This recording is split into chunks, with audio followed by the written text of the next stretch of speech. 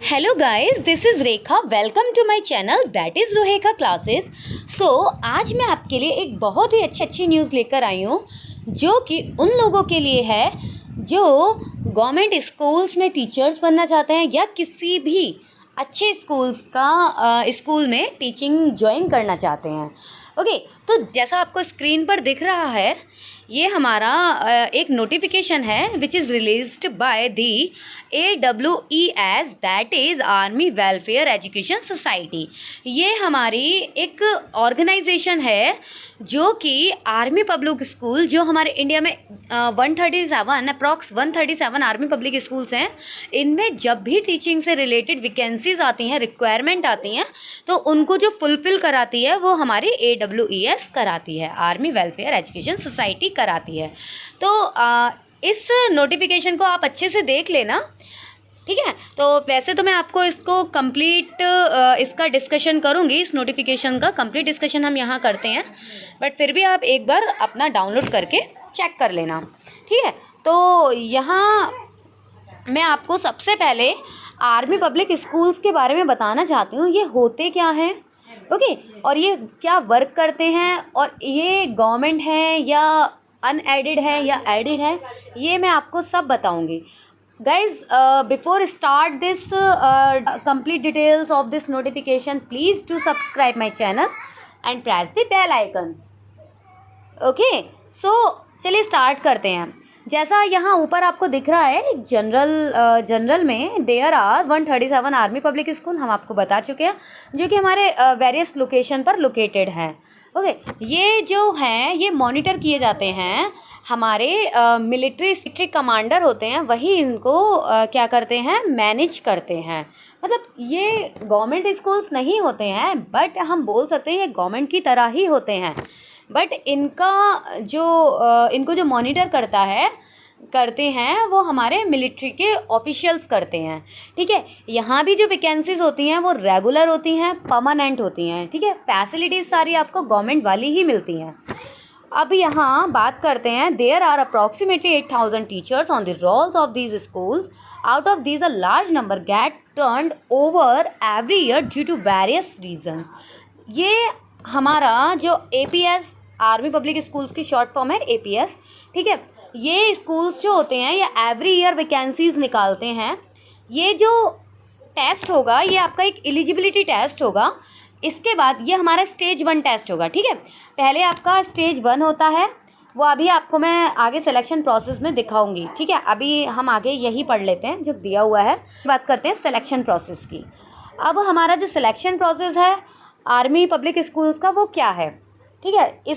ये जो स्कूल्स होते हैं ये अपना जो एग्ज़ाम कराते हैं, सिलेक्शन प्रोसेस जो लेते हैं, वो इनका 3 स्टेजेस में होता है। स्टेज 1 जो कि हमारा स्क्रीनिंग एग्ज़ाम्स होता है कंप्यूटर बेस्ड, स्टेज 2 हमारा इंटरव्यू होता है, एंड स्टेज 3 हमारा evaluation of teaching skills and computer proficiency. Okay, तो सबसे पहले जो फर्स्ट स्टेज है जिसमें हमारा स्क्रीनिंग एग्ज़ाम है, स्क्रीनिंग एग्ज़ाम क्या होता है, ये हमारा कंप्यूटर बेस्ड होगा, CBT होगा। तो an online screening test will be conduct on 21 and 22 November 2020 for vacancies that will arise during the ensuing academic year. This shall be conducted online by the agency identified by headquarter AWES centrally. तो overall कहने का मतलब यही है, ये जो हमारा CBT test होगा स्टेज 1 में, और आपके डिफरेंट लोकेशन में होगा, वो आपको जो आप सेंटर फिल करोगे वहीं आपका कंडक्ट होगा। ये हमारी AWES सोसाइटी कंडक्ट कराएगी। आगे बात करते हैं, इसमें हमें एक स्कोर कार्ड मिलता है। A score card will make candidate eligible to appear for the remaining stages of the selection process. इसमें हमारा एक स्कोर कार्ड मिलता है जो कि एलिजिबल होता है, किसके लिए एलिजिबल होता है, for the remaining stages of the selection process. पहले स्टेज 1 होता है, उसके बाद आपको, अगर आपका स्टेज 1 क्लियर हो जाता है तो आपको एक स्कोर कार्ड मिलता है। गाइज़, ये मैं आपको इसीलिए बता रही हूँ क्योंकि मेरा भी ये टेस्ट क्लियर हो चुका है, मैंने लास्ट ईयर दिया था, तो मेरा भी TGT BRT का क्लियर है। तो अभी मैं आपको बता रही हूँ, इसके बारे में अच्छे से सुन लेना, ठीक है। तो यहाँ बोलता है ये हमें क्या होता है, मेरा भी स्कोर कार्ड आया है, मतलब जब रिज़ल्ट आता है तभी ये लोग स्कोर कार्ड इशू कर देते हैं।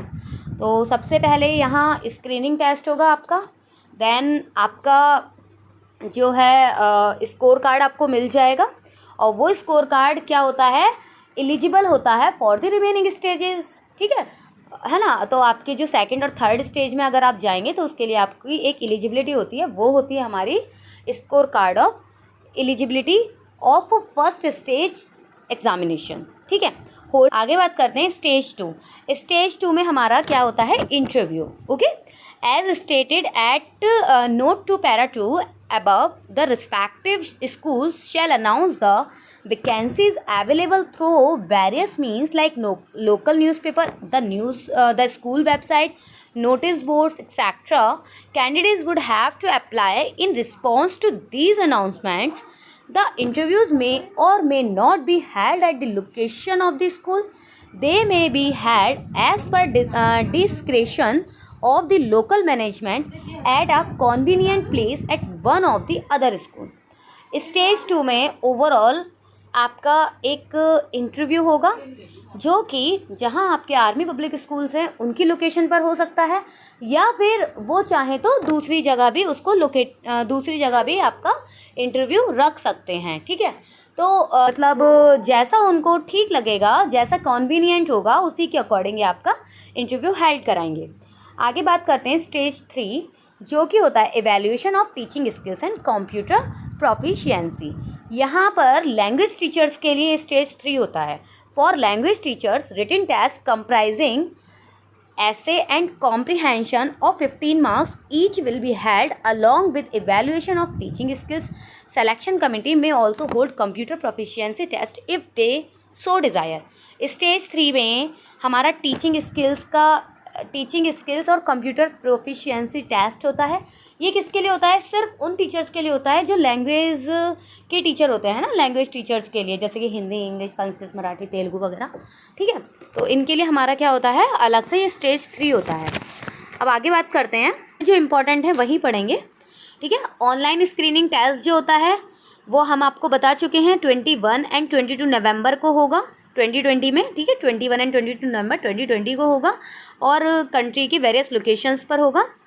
आगे जो कैटेगरीज़ है टीचर्स की, वो हमारी 3 कैटेगरीज़ हैं, PGT, TGT and PRT, for subject as per list placed at annexure 2, ठीक है। सब्जेक्ट्स के अकॉर्डिंग होते हैं हमारे टीजीटी पीजीटी टीचर्स, ठीक है। तो यहाँ पर ये जो कैटेगरीज़ हैं, इसकी 3 कैटेगरीज़ हैं।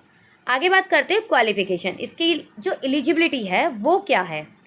तो एजुकेशनल क्वालिफ़िकेशन और प्रोफेशनल क्वालिफ़िकेशन में हमारी पीजीटी पोस्ट के लिए पोस्ट ग्रेजुएशन होना चाहिए। जिस सब्जेक्ट का आपको टीचर बनना है, पीजीटी टीचर बनना है, उस सब्जेक्ट में आपको पीजी चाहिए होती है, पीजी डिग्री चाहिए होती है, पोस्ट ग्रेजुएट डिग्री, और जिसमें आपके 50% मार्क्स कंपलसरी होने ज़रूरी हैं। साथ में आपकी एक प्रोफेशनल डिग्री चाहिए जो कि बीएड होती है, ओके। और ये हमारे बीएड जो होती है वो भी 50% मार्क्स आपके आने चाहिए उसमें। सेकंड है हमारा टीजीटी टीचर्स के लिए ग्रेजुएशन होनी चाहिए विद कंसर्न सब्जेक्ट, ठीक है। जिस सब्जेक्ट का आपको टीजीटी टीचर बनना है उसमें आपको ग्रेजुएशन होना ज़रूरी है। इसमें भी आपका 50% मार्क्स होना चाहिए ग्रेजुएशन में, साथ में बीएड मांगी है, और वो भी आपके 50% मार्क्स से क्वालिफाई होना चाहिए। थर्ड कैटेगरी है पीआरटी, जिसमें केवल ग्रेजुएशन चाहिए, जिसमें भी हमारे 50% मार्क्स, साथ में बीएड या 2 years diploma in elementary education ये होना चाहिए, ओके। बीएड या डीएलएड। आगे इसमें भी हमें 50% मार्क्स हमारे कंपलसरी हैं। अब post graduate with less than 50% marks in graduation but more than 50% marks in post graduation with the subject applied for shall also be eligible. अगर आपके ग्रेजुएशन में 50% मार्क्स से कम है और पीजी में, पोस्ट ग्रेजुएशन में 50% मार्क्स से ज़्यादा है, किसमें, जिस सब्जेक्ट का आपको टीचर बनना है उसमें, तो आप एलिजिबल हैं, then you are also eligible for the post of PGT teachers, ठीक है, पोस्ट ग्रेजुएट टीचर्स। आगे डिटेल लिस्ट है ये आपकी। एज लिमिट है हमारी एज ऑन 1 अप्रैल 2021।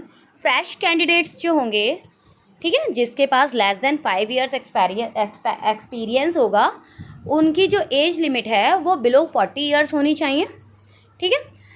दूसरा एक्सपीरियंस्ड कैंडिडेट जो होंगे हमारे, जो बिलो 50, उनकी जो एज लिमिट है वो बिलो 57 ईयर्स होनी चाहिए। साथ में आपका बच्चों सीटेट और टैट नॉट मैंडेटरी, ये आपके लिए बहुत अच्छी न्यूज़ है। यहाँ सीटेट एंड टैट दोनों में से किसी की ज़रूरत नहीं है। होता है तो बहुत अच्छी बात है, नहीं होता तब भी यू कैन अप्लाई। ओके, तो CTET and TET is not mandatory for appearing in the online screening test. However CTET and TET conducted by this center or state government is mandatory for appointment as TGTs and PRTs। ठीक है, यहाँ बोला है CTET and TET आपको form fill करने के लिए mandatory नहीं है, लेकिन बाद में जब आपको किसी स्कूल में, किसी भी APS स्कूल में ज्वाइनिंग करनी होगी या उस टाइम पर आपको सीटेट क्वालिफाई करना ज़रूरी है। सीटेट या state test, okay, state teachers eligibility test. किसके लिए? For the TGTs and PRTs के लिए। PGT टीचर्स के लिए आपको ज़रूरी नहीं है कि आपका सीटेट और टैट क्वालिफाई हो, लेकिन TGT और PRT टीचर्स के लिए आपका सीटेट एंड टैट मैंडेटरी है। किसके लिए? When you will join the APS, you will join any APS। ठीक है, तो स्क्रीनिंग टेस्ट के लिए, अपीयरिंग के लिए, केवल टेस्ट देने के लिए अपीयरिंग जब आप होंगे वहाँ तो ज़रूरी नहीं है, बट अगर आप ज्वाइन करते हैं उससे पहले आपका टैट और सीटेट कंपलसरी होना चाहिए। आगे बात करते हैं, the screening test for 2020 will be conducted as under. अब ये जो स्क्रीनिंग टेस्ट होगा हमारा, ये हमारा 21 और 22 नवंबर 2020 को होगा। ठीक है, आगे इसका बात कर लेते हैं सिलेबस की। ठीक है, तो यहाँ जो सिलेबस है ऑनलाइन टेस्ट, ये हमारा MCQs बेस होगा। गाइस, एक बात मैं आपको बताना चाहूँगी और वो बहुत ज़रूरी है, क्योंकि मैंने जब एग्ज़ाम दिया था तो इस बात के ऊपर काफ़ी इश्यूज़ हुए थे। कहाँ पर? टीचिंग, जो हमारा ऑनलाइन सेंटर था जहाँ टेस्ट हुआ था, तो काफ़ी इश्यूज़ आ रहे थे बच्चों में। वो ये इश्यूज़ थे कि काफ़ी बच्चे बोल रहे थे कि ये जो एग्ज़ाम है वो हिंदी में भी आना चाहिए, इंग्लिश में भी आना चाहिए, मतलब जो एग्ज़ाम की लैंग्वेज होती है वो सभी में गिवन होनी चाहिए। लेकिन इस बात का आप अच्छे से ध्यान रखना कि यहाँ जो टेस्ट होगा वो सिर्फ़ और सिर्फ इंग्लिश में होगा। ठीक है, इंग्लिश में होगा। आपको चॉइस में ना हिंदी मिलेगी, ना मराठी, ना तेलुगु, कोई भी लैंग्वेज नहीं मिलेगी। ये APS स्कूल्स जो होते हैं ये फुली इंग्लिश मीडियम होते हैं, तो यहाँ हिंदी में और एनी लैंग्वेज में कोई भी क्वेश्चन और कोई भी टेस्ट गिवन नहीं होता है। तो आपका जो ऑनलाइन स्क्रीनिंग टेस्ट होगा उसकी जो लैंग्वेज होगी वो इंग्लिश होगी। ठीक है, इस बात का आप अच्छे से ध्यान रखिएगा। आगे ये जो PGT एंड TGT टीचर्स हैं, इनके 2 पार्ट होते हैं, एक होगा पार्ट A और पार्ट B। पार्ट A जो होगा इसमें हमारा जनरल अवेयरनेस आएगा, मेंटल एबिलिटी आएगी, इंग्लिश कॉम्प्रिहेंशन आएंगे, एजुकेशनल कॉन्सेप्ट्स एंड मैथडोलॉजी आएगी, साथ में इंक्लूसिव एजुकेशन एंड IT।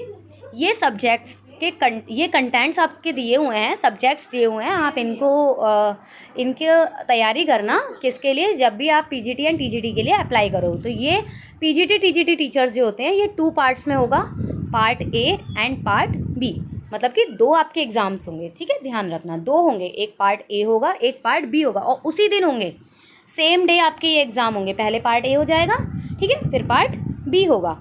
तो पार्ट A में ये जो कंटेंट दिए होंगे आपको इनको प्रिपेयर करना होगा, और पार्ट B में जो स्पेसिफिक टू सब्जेक्ट्स, अगर आपका मैथ्स स्पेसिफिक सब्जेक्ट है, TGT मैथ्स टीचर बनना चाहते हैं या PGT मैथ्स टीचर बनना चाहते हैं, तो आपका केवल और केवल मैथ्स ही गिवन होगा वहाँ। ठीक है, अब यहाँ जो मार्क्स हैं वो हमारे 90 मार्क्स हैं, और दूसरा जो पार्ट B में भी ये 90 मार्क्स का होगा। मैक्सिमम मार्क्स हैं बच्चों। ठीक है, पार्ट A के 90 मार्क्स एंड पार्ट B भी 90 मार्क्स का होगा, और जो टोटल ड्यूरेशन है वो एग्ज़ाम की वो हमारे 180 मिनट्स होंगे। ठीक है, मतलब कि 3 hours 180 minutes. For TGT papers of science and social science subjects, there will be a portion of questions pertaining to parallel subject. For example, TGT physics paper will have 10 questions each of chemistry and biology. Similarly, TGT history paper will have 10 questions each of geography and political science and so on. कहने का मतलब यह है आपका ये combination of subjects है। ठीक है, अगर आप PGT वो टीजीटी फिज़िक्स का टीचर बनना चाहते हैं तो आपको फिज़िक्स के साथ एक और कॉम्बिनेशन में सब्जेक्ट होगा, वो क्या होगा, या तो केमिस्ट्री होगा और साथ में बायो होगा, ठीक है। मतलब कि टीजीटी अगर साइंस का बनना चाहते हैं, साइंस में फिज़िक्स सब्जेक्ट का, तो आपको 10 क्वेश्चन केमिस्ट्री के भी होंगे, 10 क्वेश्चन बायोलॉजी के भी होंगे, ठीक है। तो ये इनका कॉम्बिनेशन दिया हुआ है। अब बात कर लेते हैं पीआरटी टीचर्स की, ठीक है। तो पीआरटी में केवल एक ही एग्ज़ाम होता है जो कि पार्ट ए होता है। उसमें पार्ट ए का सिलेबस जो है वो सेम ऊपर वाला सिलेबस होता है, ठीक है। जो ऊपर वाला दिया हुआ है ना पीजीटी टीजीटी में पार्ट ए, वही पार्ट ए आपका पीआरटी में आता है। सेम पेपर होता है, ठीक है बच्चों, सेम पेपर। पार्ट ए होगा, पार्ट बी होगा, ठीक है।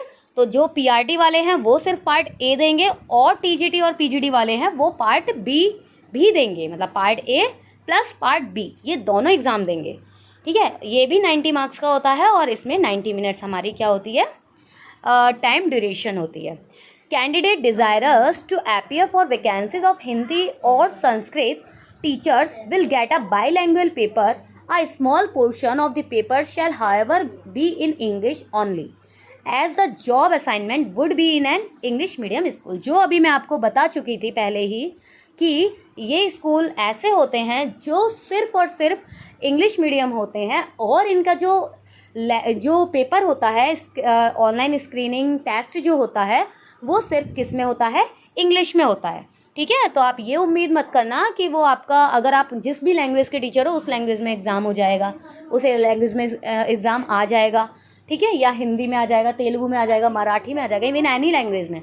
लेकिन ऐसा नहीं होता, सिर्फ ये एग्ज़ाम किस में आता है, सिर्फ और सिर्फ इंग्लिश में आता है।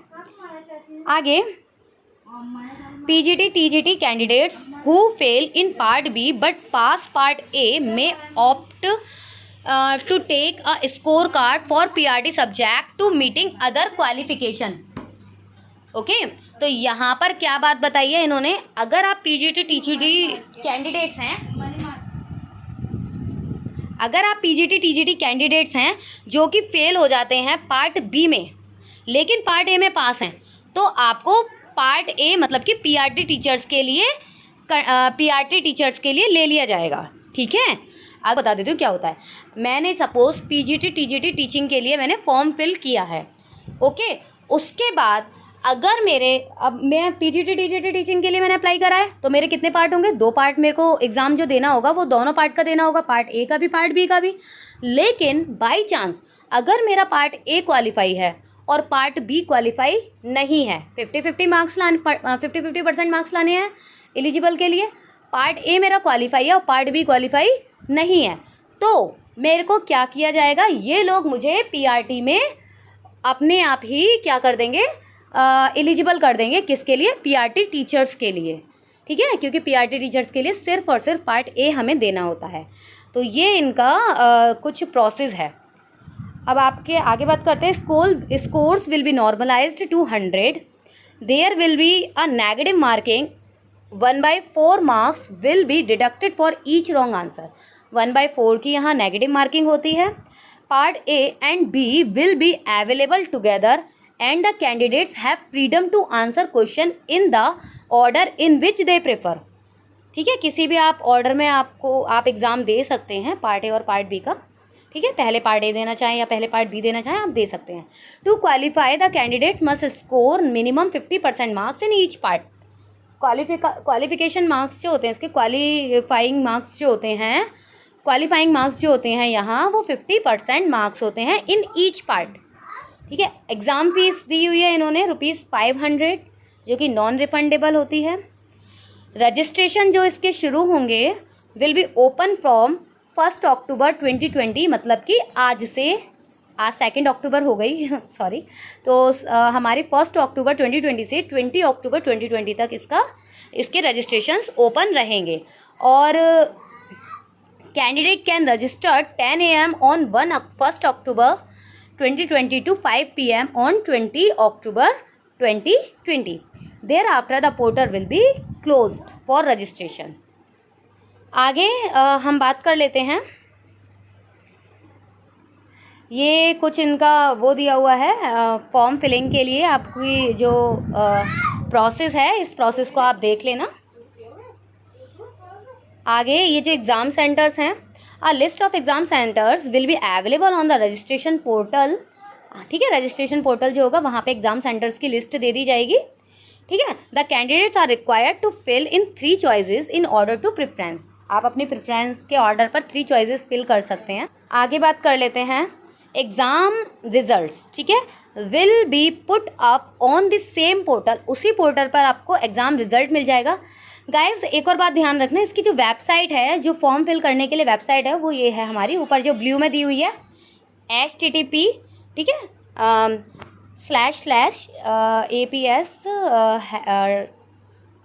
//aps-csb.in। ओके, आगे ये एडमिट कार्ड से रिलेटेड इन्फॉर्मेशन है, स्कोर कार्ड दिया हुआ है, स्कोर कार्ड से रिलेटेड है, टाइम लाइन्स दी हुई है, इसको आप अच्छे से नोट कर लेना। ठीक है, एग्ज़ाम जो होगा वो 21 और 22 नवंबर को होगा और एडमिट कार्ड आपके 4 नवंबर 2020 तक आ जाएंगे।